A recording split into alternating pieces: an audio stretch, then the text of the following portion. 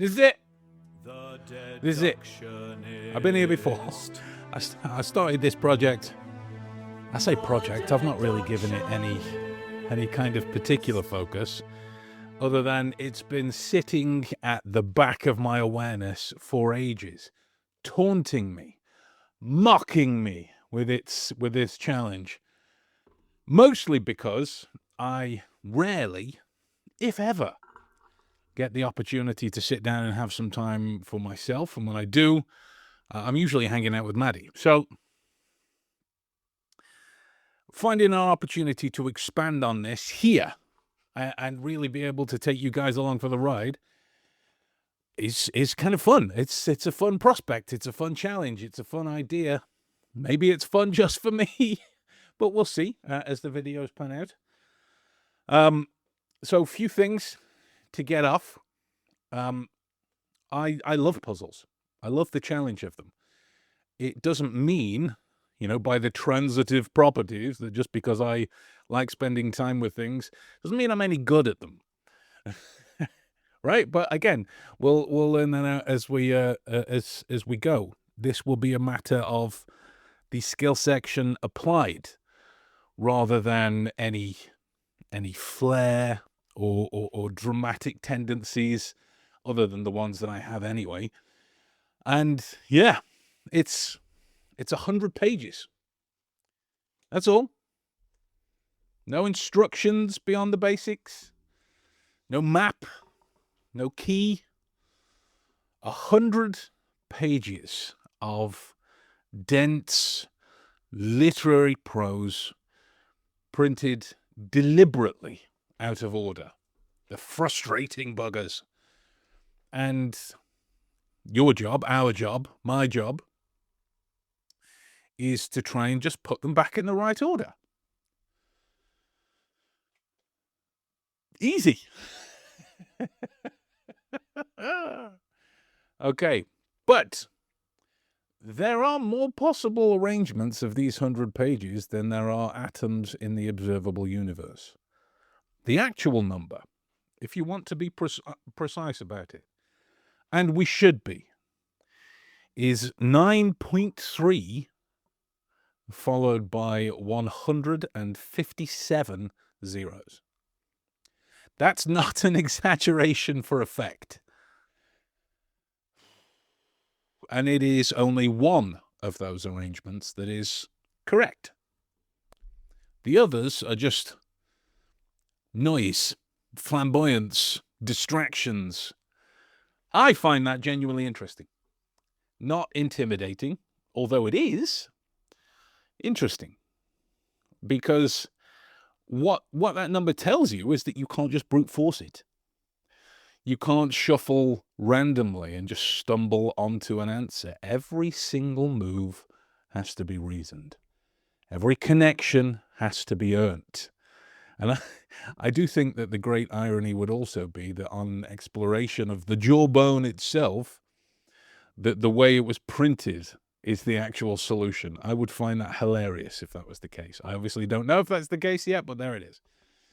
So essentially, yes, it is billed as the most challenging literary puzzle of all time, but it's not a puzzle in the strictest sense. It's more of an investigation. The version most people encounter today comes as a box of cards, and I tried to obtain said box of cards. They are available online, but they cost $350, and I don't have the budget for that. But essentially what it was is each page is a separate card, which is both a gift and a problem. It's a gift because you can physically move them around, you can lay them out, you can cluster them, you can build a board. It turns a reading exercise into something that looks a lot more like a crime scene, right? It's a problem because 100 loose cards with no inherent or discernible order is just chaos. It's chaos. Now, for those of you that don't know, the original 1934 book was a bound book, which meant the pages were shuffled, printed, and bound in the wrong order on purpose, obviously. You couldn't even separate them without damaging the thing. You had to work from the text alone in your head. Well, the book just sat there, perfectly innocent. That is downright unfriendly and triggering and offensive, which means I respect it. I respect it. Now, to understand why this thing even exists at all, you really have to understand what Britain looked like in 1934. You're 14 years out from the end of the First World War. The country has spent a decade and a half trying to process something essentially unprocessable. Not even sure if that's a word. 16 million people dead. Entire generations of men gone from villages, from towns, from families. And what did people reach for? Puzzles. Now, I'm not being glib about it, or at least I'm trying not to be glib. I'm trying to be sincere, because this is documented. The interwar period is the golden age of the cryptic crossword, the golden age of detective fiction, the golden age of the locked room mystery. Agatha Christie, Dorothy L. Sayers, John Dixon Carr, all producing their best work in this window. There was an almost cultural obsession with the idea that hidden things could be found, that chaos could be ordered, that if you were clever enough and you were careful enough, you could work out what happened and who did it. Cains Jawbone seems to be that kind of thought, just pushed to its absolute logical limit. Now, when it was published, Torquemada offered a prize. 25 quid. 25 pounds to the first correct solution. In today's money, that makes it sound like Monopoly money. In today's money, that's somewhere near £1,800. It's not life-changing, but it's not nothing either. The Observer published the challenge. The public attempted it. 2 people submitted correct solutions in 1935. The names are on the record. Mr. S. Sidney Turner and Mr. W. S. Kennedy. A third person also solved it that year and received a personal note of congratulations from Mathers himself, but didn't claim the prize. 3 people in the entire first run of this puzzle. Then the book went out of print. Bastards. The solution, such as it was, went with it.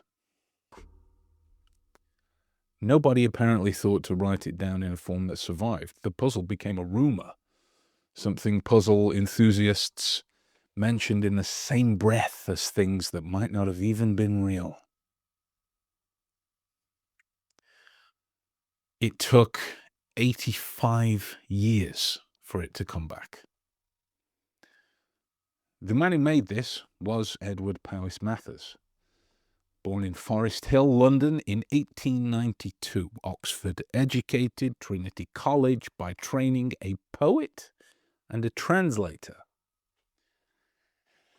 That second part is pretty important by the sounds of things. Mathers spent years translating Eastern poetry and literature into English. He worked from Sanskrit, from Chinese, from Persian, from Arabic, from Hindustani. His 12-volume English translation of 1000 Nights and One Night is still referenced today. The New York Times noted that he rendered into English poems from almost all the Asiatic languages. Some of his translations were later set to music by Aaron Copland.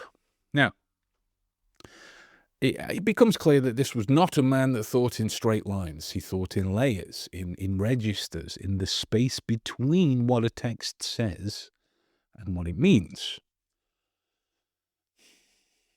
So the pseudonym, much like Erdnase in Expert at the Card Table, he wrote puzzles under the name Torquemada, or Torquemada. Thomas de Torquemada. He was the first Grand Inquisitor of Spain, 15th century, the man who ran the Spanish Inquisition at its height. Famous, if that's even the right word, for the rigor and the relentlessness of his methods. Mathers apparently chose that name deliberately. He was telling you up front that he intended to put you through something, that there would be no mercy in the design, that the puzzle would push until you either solved it or you crumbled into a crying mess on the floor. I don't know that he said that last word, that last part, as descriptively as that, but that's kind of the impression that it gives. He started publishing cryptic crosswords in The Observer in 1926, continued until his death in 1939. 13 years. 670 published puzzles. They were considered the hardest crosswords in Britain, possibly even the world. So I put my other spectacles on so you can see. These are some of the crosswords themselves. I've been through a few, not many, like 2, 3 tops. So I've come to further in the book, so I don't chance any hints. Here we go. Here, one across. Such an instinct leads to the multiplication of hand-worked slippers. Here we go. 23 across. Such a wort is pleasant to burn. 37 down. Admitting all that with ham, I'm a tone. Oh, that was a solution. I want to see that. Here we go. 1 down. To grow such a beard does not sound as if it would suit polar explorers. I mean, what the flip? How abstract can a puzzle be? You know, it's insane. But then, in 1934, he decides that crosswords, they're not hard enough. You got to respect the game, right? You got to respect it.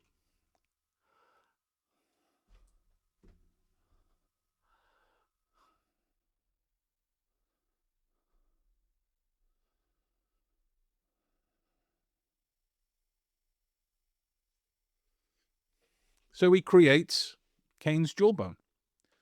100-page prose narrative, 6 murders, 6 murderers, 6 victims, written in an elusive literary style that assumes you know interwar British cultural references, your classical poetry, your detective fiction conventions. That bit, fine. The first 2, iffy at best. The text is full of quotations, of puns, of spoonerisms, of word games, and embedded clues. I should tell you, I've read it through, because I said I was going to start work on this a while back. So I have read it through. That was cut to when the video was out on YouTube, however many years ago that was, and I've not read it since. Right? So we are as fresh as we can be together. Torquemada, the crossword setter, never went off duty.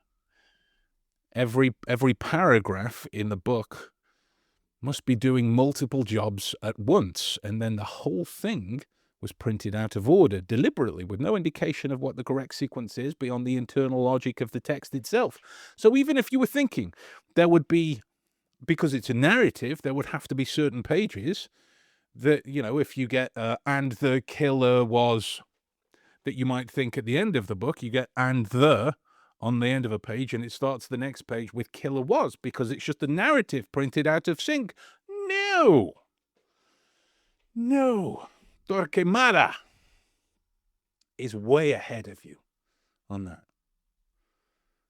The puzzle appears as the final 100 pages of a larger book, a Torquemada puzzle book published in 1934 by Victor Golansk, the same publisher, incidentally, who had published George Orwell's Down and Out in Paris and London the previous year. Victor had printed 4,000 copies. There is no record of actual sales. The world was not ready for it. And, look at the title, Cains Jawbone. It's a reference that works on two levels, which is very on brand for this man. Cain, from Genesis, the first murderer. The jawbone, from the book of Judges, where Samson uses the jawbone of an ass as a weapon.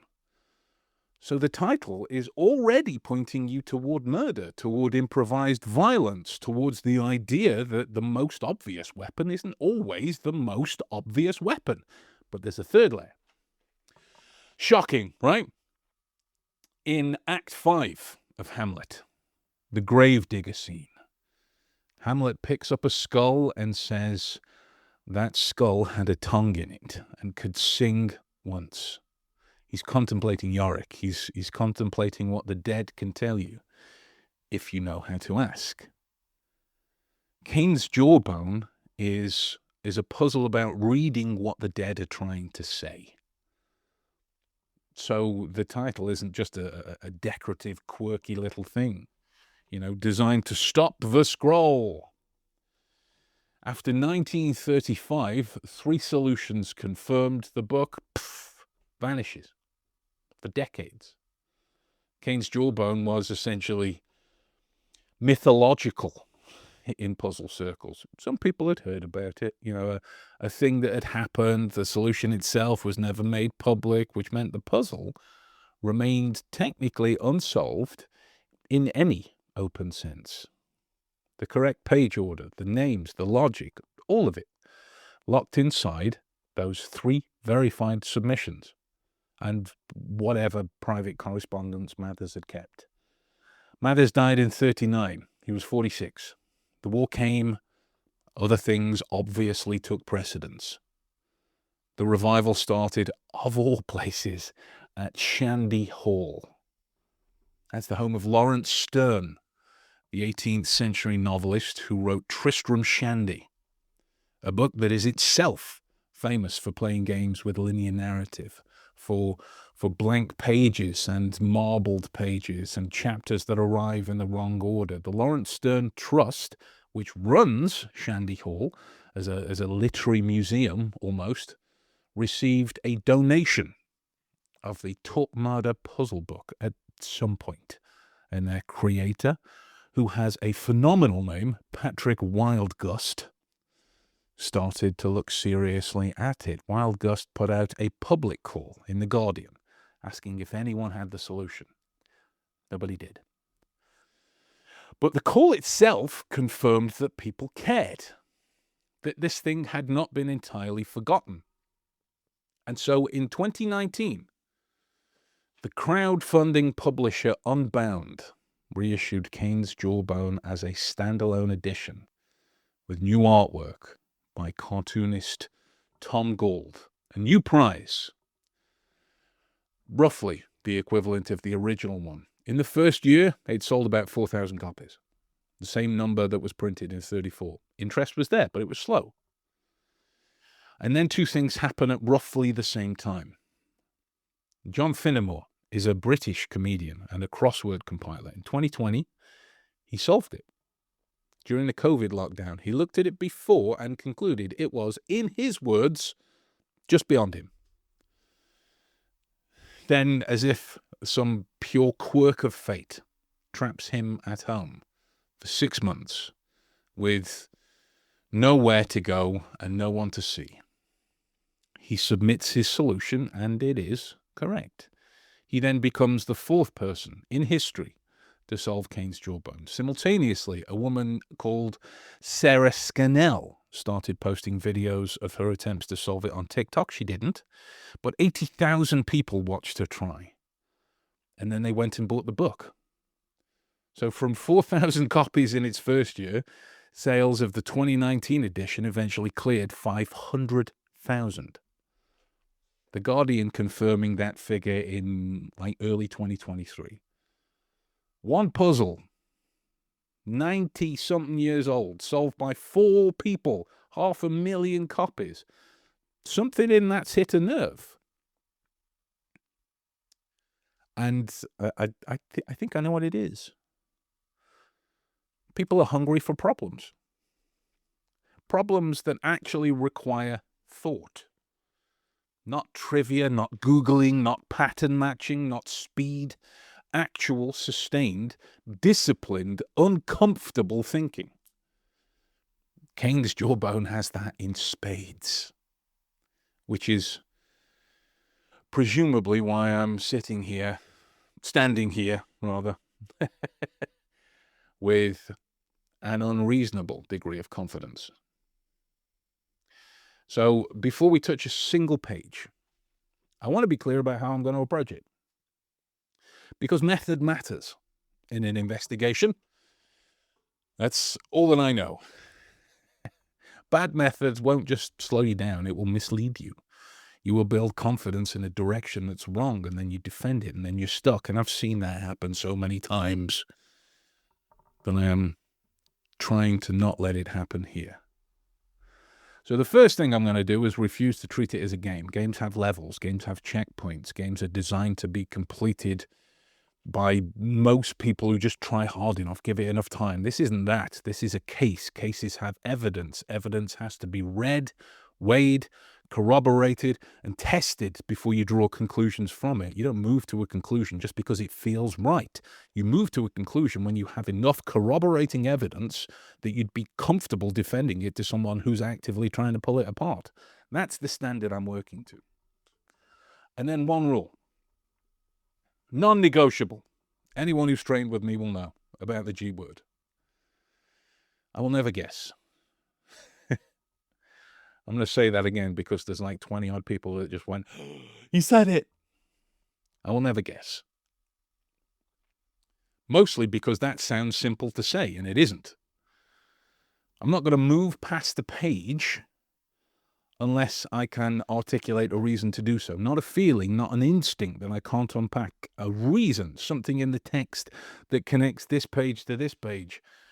And this is it, and if I can't give that reason, we won't move on.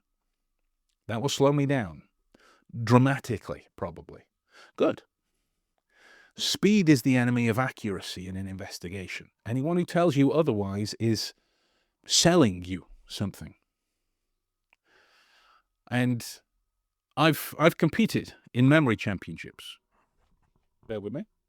My monitor's about to go off. Clearly, I've been talking to you for too long. I've competed in memory championships. Now, I don't hold any records. I mention this not to try and be, oh, isn't that funny? Right? Just because it's relative to the method. One of the core problems in Cains Jawbone is tracking threads across 100 pages of dense text while you're actively reorganizing the sequence. Every time you move a page, the chain of what you think you know shifts. It has to.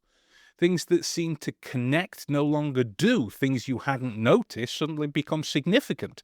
Most people try to manage this with notes and spreadsheets, which is great. I'm going to be using memory architecture with that, building a spatial map of it in my head of where things sit, what connects to what, which characters I've placed and which are still floating. Think of it as like running 2 databases simultaneously. One on the table in front of me, one in my head, and then we check each other. Okay? We have the room set up to facilitate this, which I'm going to show you as well. But there's a trap in this kind of puzzle.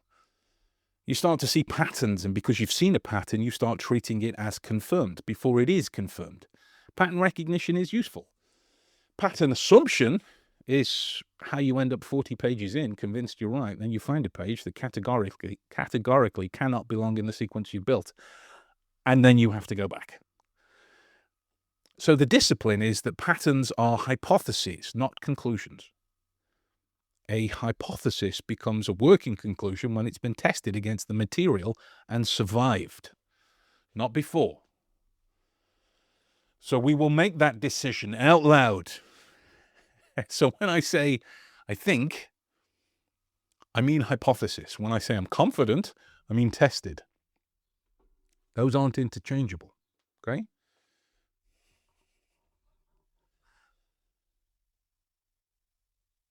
The moment you read someone else's thoughts or conclusions or ideas or impressions or considerations, your brain might start working to confirm it or to negate it rather than just to find it independently. Confirmation bias exists, right? It's a cognitive process. The only way around it is to not introduce the contaminant in the first place. So clean start. My eyes, my method, my conclusion. If I get it completely wrong, which, given the numbers, is highly likely, that will also be on camera. You're welcome. Every investigation has an opening move. It's the first piece of evidence you choose to examine and why. Mine is built on a principle from investigative work that I've used in the field. You don't start with the most interesting thing. You start with the most fixed thing. Something with the fewest possible alternative interpretations, a datable reference, a named individual, a specific cultural event, something that anchors a page. Whether that be in time or place or a character's mouth, the anchor needs to be there. Those pages become your fixed points. Once you have fixed points, you have a skeleton. Once you have a skeleton, you can start to hang the rest of the text on it. Okay?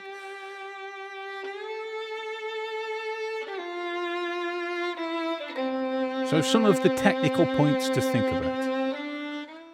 100 pages, no sequence, no instruction, just chaos given to you in a very pretty cover, but chaos all the same. That's what every investigation looks like before you start, before anyone tells you it's solvable. The conclusion is control. So imagine this. I don't know who these people are yet. I know there are 6 of them. I know some of them are connected. What I am not going to do is flip them all at once and try to read everything simultaneously. That isn't thinking. That's just hoping something jumps out. It's a beginner error. The temptation to flip everything immediately, that's a mistake. One of the things that makes this puzzle almost impossible is the assumption that any given page is telling you the truth about where it sits in the story. Sometimes what looks like a change of sequence is misdirection. You have to know the difference between a genuine cut, a genuine shuffle, and a false one. Most people will flip things over as soon as they can. First available conclusion, done, filed. That's not how it works. It can't. You can't turn the thing around until you've earned the capacity to do so. The flip, the turn, is the conclusion. It's not the starting point. So here's what not to do. Here's what it looks like when you try to hold everything at once. Nobody can work with this. The brain doesn't do pattern recognition at scale. It does it at unit level. So we work in the units. Manageable clusters of information. Forgive the numbers. Playing cards don't exactly correlate towards the specifics of Cains Jawbone, but there we are. Imagine 4 suspects, 4 story threads, 4 potential murderers. And I don't know yet which suit is which, but I know they exist. We can start here and see if the internal sequence makes sense, and then build out. Deductive logic. So if every card in this sequence belongs to the same suit, and this card belongs to this sequence, then this card is a spade. That's not a guess. That is a forced conclusion. The premises did the work. The reveal could almost be anticlimactic. That's the point. Deduction doesn't surprise, it confirms. Looking at 5 cards, if all of them are red, the working assumption is that this sequence runs red. So the assumption was wrong or incomplete, or this card does not belong in this sequence. I don't know which one it is yet. What I do know is that one black card does not destroy the pattern. It asks a question. Induction is the logic that we use through most of this puzzle. It's also the one that's most likely to mislead, but we can work with that. And then abductive. 7 of hearts. I don't have context yet, but I know it's a 7, which puts it in the middle range. I know it's hearts, which puts it in one thread. I know the back is slightly worn at the corner, which tells me it's been handled more than the others. I don't know where it goes, but I have a best current explanation, so I will work from that until the evidence says otherwise. So all murderers in this story appear in at least 2 pages. Imagine this character appears in at least 2 pages. What does that tell me? It tells me this character is a candidate, not a certainty, a candidate. A valid syllogism can still be wrong if a premise is wrong. So imagine we got 4 cards face down on the table, 4 tools, 1 deck. So here's how we work this. We flip the first card. Certainty, where the logic holds, right? Induction might be to flip the second card to develop patterns that I can work from. Abduction, flipping the third card, is a best explanation when I can't get to certainty yet. And then syllogism on the 4th card is essentially the skeleton I hang all 3 on. If 1 card remained face down, everything else is just turning this over carefully. These are some of the technical points we have to think about when approaching a story like this.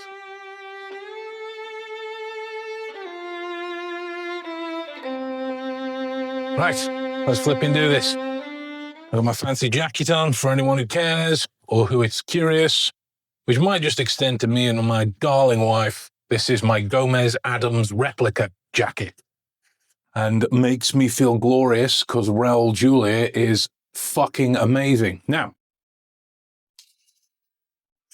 the study, the sanctum sanctorum, may not exactly be thrilling to most, but it is where I come to do a lot of my work, my reading, my playing, and my general crafting and creating. And one of the things I was going to do was I was going to do a little aside each time where we would explore and expand upon our puzzle literacy together. Though I don't know that we can do that now because I went through the whole footage before and solved all of the 10 puzzles. It was great. There was nonograms. There was physical manipulation puzzles, the works. And in true me style, the sound didn't work. So we are essentially doing this again. So I might speed through some of the explanations a little more directly in certain circumstances, and that is entirely because this isn't the first time I'm doing them. for those complaining about the lighting, and there will be some.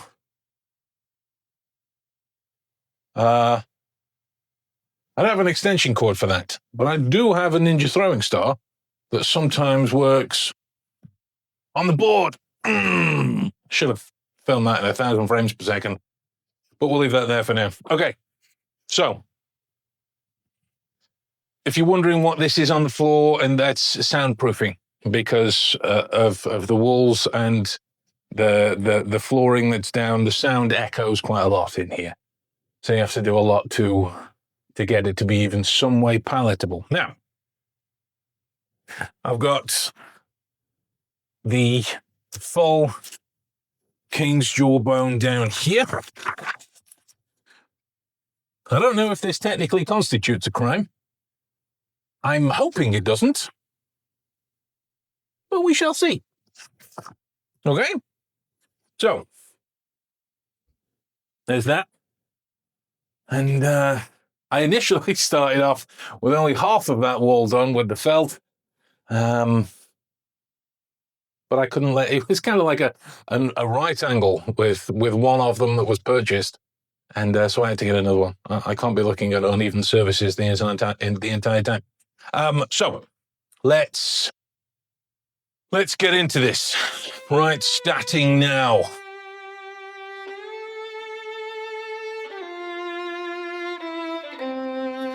Okay. I went and bought an extension cable. Okay, here we are. If you're thinking, oh, Ben, it still looks pretty shit. Nobody sees this on the videos that I make normally. You're in the puzzle world now.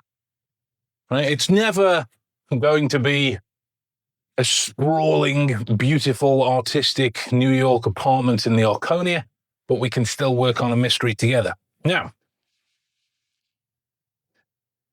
I could agonize over the technical ways to approach Cains Jawbone all the livelong day, but I don't know who that's going to help, and there are so many variables to consider. So I'm going to treat it like an investigation, like a criminal investigation, and I'm going to gather up each individual piece of information from every page and plot for convergences, plot for frames, plot for connections, plot for people, objects, locations, actions, use the reasoning to connect them, and play using the methods that I've been working on for nearly 30 years to see if, they obviously apply in real life, that's what I do for a living, but see if they apply to puzzles, where real life is a lot less dull by comparison. So here we are, page 1. Now, what I'm going to try and do is encourage you all to play along if you want to, because I love puzzles and I don't want to inadvertently, accidentally, kind of on purpose, give away any spoilers for the whole thing. So what I have to do is talk about this in such a way that if you're following along, you'll be with me, and we can kind of work on this together. Many heads rather make light work. But it might be a kind of a vain attempt, but it's an attempt all the same to preserve the secrecy and the mythology around this. So, we're dealing with page 1. Obviously, we don't know at this stage if 1 connects to the next page or the 91st page by now. So we're taking the little standout elements that the writer would have to communicate for meaning to be understood. And so we are, okay, let's tighten that up. Here, slacker. So we are here, right? There are 4, 8, 12, 13 standout pieces, and there's my Ninja throwing star. So the first thing that stood out was the discussion of an appointed table. An appointed table speaks to specific locational requirements. Now, this doesn't always have to mean a restaurant.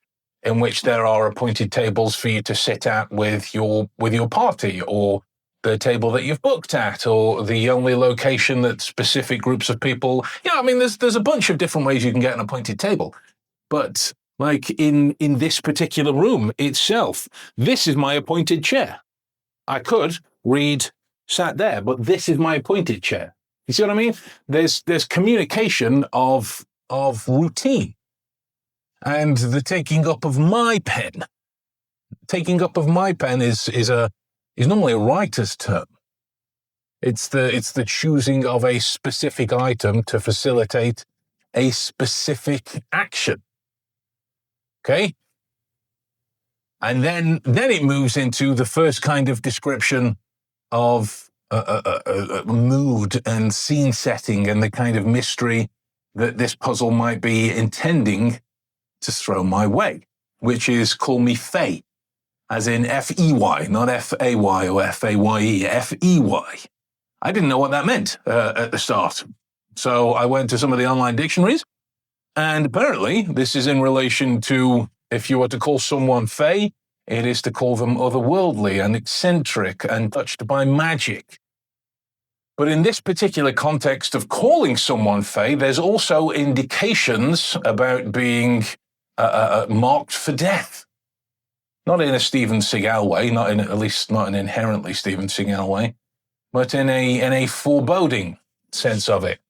And then my memory caught up around the Orlando Bloom and Cara Delevingne show, where the magical characters were called the Fae.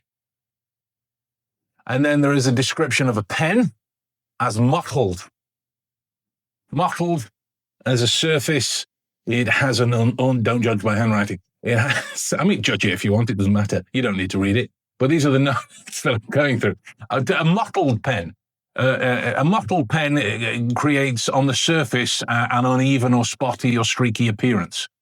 There is signatures that go around with this. And what I mean by signatures, as in the signature of the pen, not at least by using the pen to write a signature. It's then known as an Aquarius pen, which, if that isn't a particular name for it, Henry is a callback to later in the book. Don't forget, I said I did some work on this before. I have read it through twice. Okay? I've read it through twice. I've only worked on it for the first couple of pages. And that's within the few years that are apart. Then it goes on to talking about an order in Amsterdam. An order. I only know of that to be in relation to things like a group of people, or, an action or a conglomeracy.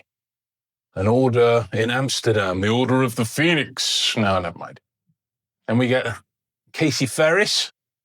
It's spelt in a way that I've never seen before. C-A-S-Y. Doesn't mean it's still not a name. But from the way it was dropped into the sentence about watching the sea, I thought it could be a person or a boat. But then with the description of passing by with down-dropped eyes, again, that's normally about sadness, death. At the very least, it's submissive to have down-dropped eyes. Then there is a discussion of a valetudinarian walrus, and the discussion of someone's father, most likely Casey's. Valetudinarian, I was aware of. This is in reference to being anxious about one's health. And if you are a walrus-like individual in your build, you will very likely be anxious about your health. Then he talks about St. Lazarus in the Chine, which sounds like the delivery of a church or something like that. But specifically, when you look at Chine is in reference to a gorge or an alcove in the sea, something that you might get in Dorset or Dover or the Isle of Wight.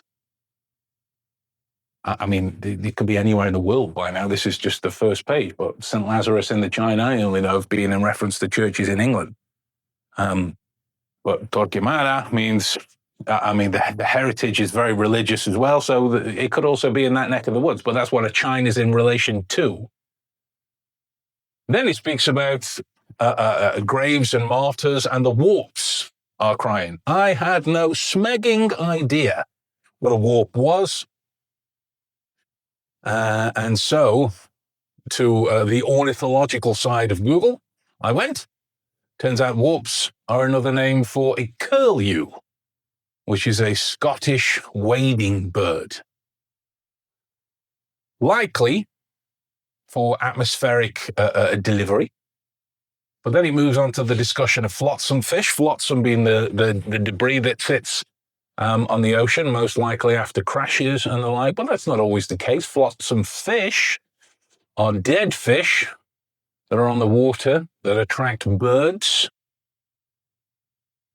But then the first sign of wordplay for me at this stage, because I know it's wordplay, there may be things earlier on that are wordplay. Well, birds are making whoopee. Making whoopee is a very, hey, nudge, nudge, wink, wink, wink, hopping on the good foot, doing the bad thing kind of approach, but it's spelled in the same way as the warps, making warpy. Final line being, but all the nice gulls love a sailor. In 1908, there was a musical called All the Nice Girls Love a Sailor. Very likely reference to the flotsam fish and the birds making whoopee activity, wordplay. But who's speaking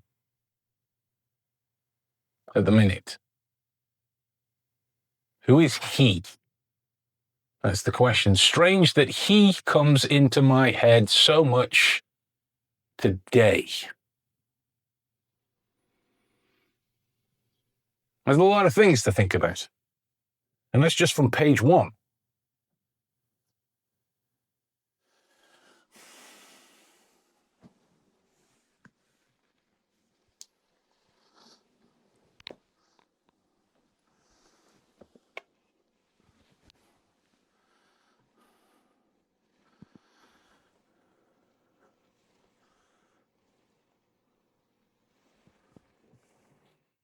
What we can take away from this is it's very easy to become slightly disheartened.